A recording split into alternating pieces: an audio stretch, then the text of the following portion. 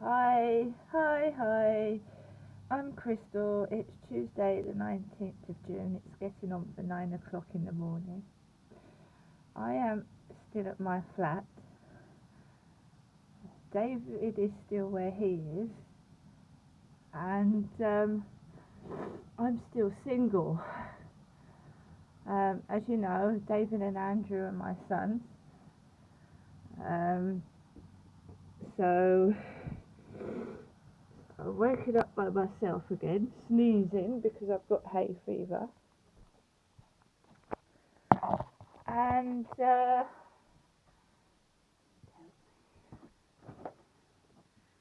basically, like I said, I've woken up. I feel incredibly exhausted and I've done nothing. I've got pains in my legs, arms, everywhere. I feel overheated, but I expect it's hot anyway, but I feel exceptionally overheated, like I can't breathe. Um,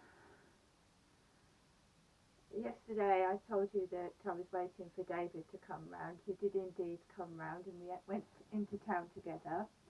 We went into Sainsbury's with a CCTV camera in it and got some bananas in Sainsbury's, and then we went into the pound shop for protein drinks and for some mixed fruit for him, and then David left to get on the 132 bus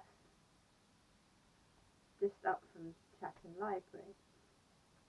I then continued into the library where, as usual, there was a man coughing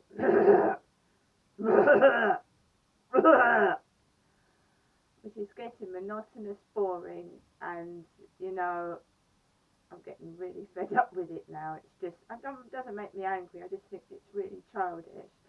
On the book table, there was a book with Carl on it, but with a K, Karl, out on the front table with the new books. It isn't in fact a new book because I've taken it out myself.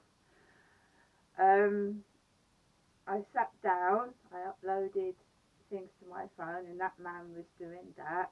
And then Beverly came in. She said, I'll come up to you to MHS Home's office to talk about getting you out of here. And she sat down at a computer. She then handed me a piece of paper with MHS Home's address on, which is Leviathan Way, and I know where it is because when I signed over the house in Gloucester to my husband, I went up there to see Jessica Haslam, not the lady that Beverly put on the piece of paper, which is Gemma Banks. That's what Beverly gave me, and that's Beverly's writing. I saw Jessica. I didn't in fact see Jessica Haslam. I saw somebody else. She wasn't there.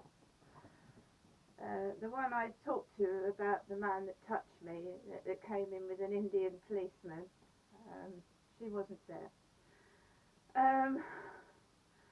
Later on, Beverly went. Two members of the ex-Go team, I call them, because me and Andy have both been to Go Train. Andrew's been to Go Train, and so have I. And two members that I used to see at Go Train were in the library. One started talking to a blonde woman with a bandage on her arm, and the other one has a girlfriend who he kept talking to on the phone on loudspeaker. And he did it when he was next to me, and he did it next to somebody else. And then there was a very nasty looking man who sits in there and uses his phone and then opens a can of drink. He started coming in. He just sits at the computer and they just talk for half an hour. Don't use the computer, but just sit there, taking up computer space. And staff are frightened of them. I've heard them say there's a man that goes in there that's very, very aggressive and they're frightened of him. So this is why they don't tell people to stop doing what they're doing. They've probably been threatened.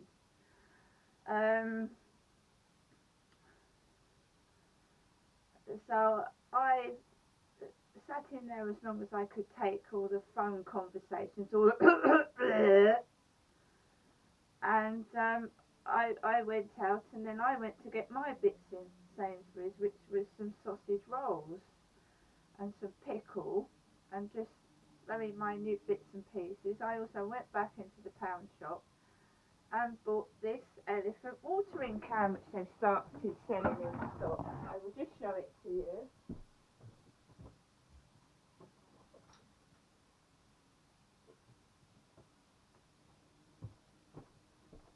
This is a brand new thing that they're selling at the moment. These in grey and in this colour blue, which is very nice. These great big elephant watering cans, and when I went with David I walked past these. I like it, I've got one.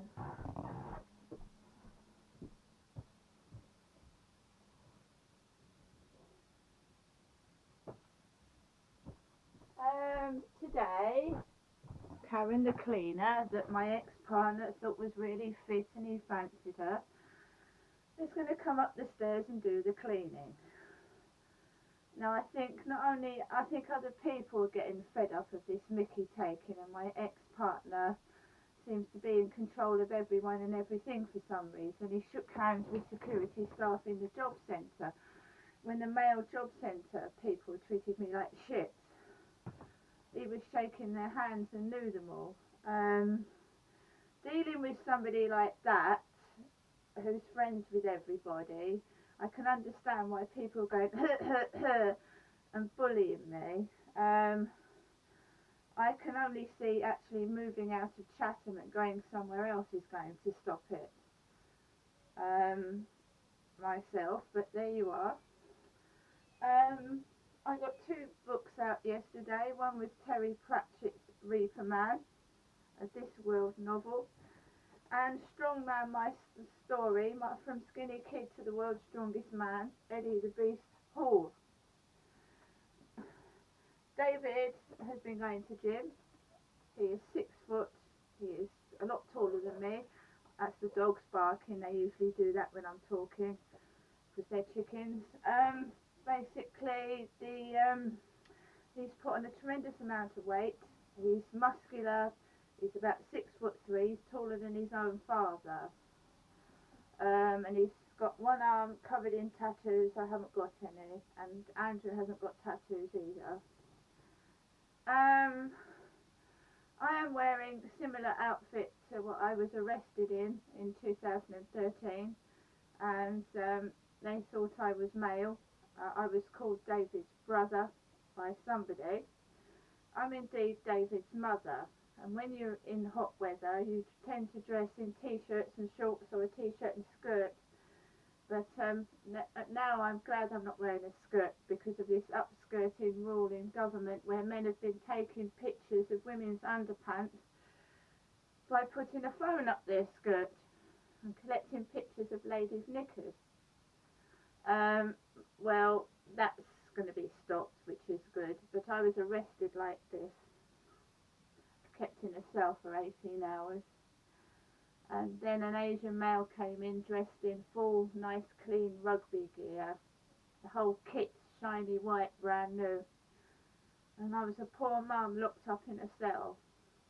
Well, I can't forget about it, no, because it's given me PTSD, which is post-traumatic stress disorder. I don't like getting in lifts, I don't like enclosed spaces, and I don't trust anybody. And of course not the police. Today I don't know what I'm going to do. Let's see what happens later.